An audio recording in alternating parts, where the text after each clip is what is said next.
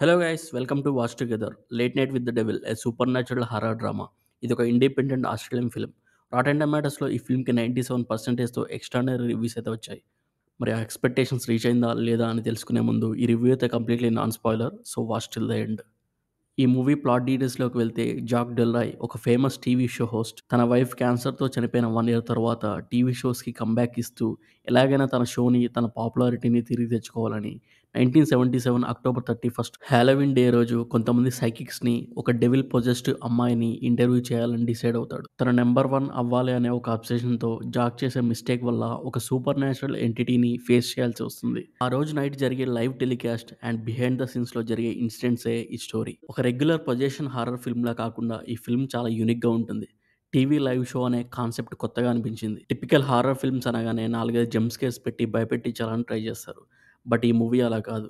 Subtle horror elements touch చేస్తూ, ఒక characters explore చేస్తూ, టీవీ షో ఫార్మాట్లో ఒక కమెడిక్ టోన్లో స్టోరీ ప్రోగ్రెస్ అవుతూ ఉంటుంది. ఫస్ట్ 1 అవర్ వరకు డిఫరెంట్ క్యారెక్టర్స్ని ఇంట్రడ్యూస్ చేస్తూ వాళ్ళతో జరిగే డిస్కషన్స్ చాలా ఇంట్రెస్టింగ్గా ఉంటాయి.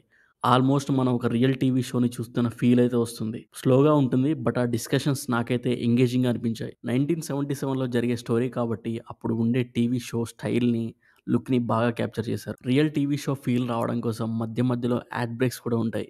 ఆ టైంలో బిహైండ్ ద సీన్స్ లాగా బ్లాక్ అండ్ వైట్లో ఆ సీన్స్ ఉంటాయి. సో విజువలైజేషన్లో ఈ మూవీ చాలా కొత్తగా, డిఫరెంట్గా అనిపించింది. ఇక నెగిటివ్స్ అంటే హారర్ ఎలిమెంట్స్ యూనిక్గా ఉంటాయి, బట్ మనల్ని భయపెట్టేలా అయితే ఉండవు. బాడీ హారర్ కూడా కొన్ని ప్లేసెస్లో ఎక్స్ట్రీమ్గా ఉంటుంది. క్లైమాక్స్లో వచ్చే కిల్స్ కూడా కొంచెం డిఫరెంట్గా ఉంటాయి. లాస్ట్ 30 మినిట్స్ మాత్రం చాలా ఎంగేజింగ్గా ఉంటుంది. ఫాస్ట్ స్క్రీన్ ప్లేతో మనల్ని హుక్ అయ్యేలా చేస్తుంది. ఎట్ ద సేమ్ టైం కొంచెం కన్ఫ్యూజింగ్గా కూడా ఉంటుంది. క్లైమాక్స్ మనకి క్లియర్ కట్గా స్టోరీని అయితే చెప్పదు, అండ్ సడన్గా మూవీ ఎండ్ అయిపోయినట్టుగా అనిపిస్తుంది. నెక్స్ట్ ఏమవుతుందనే క్వశ్చన్ మార్క్తో మూవీ ఎండ్ అవుతుంది.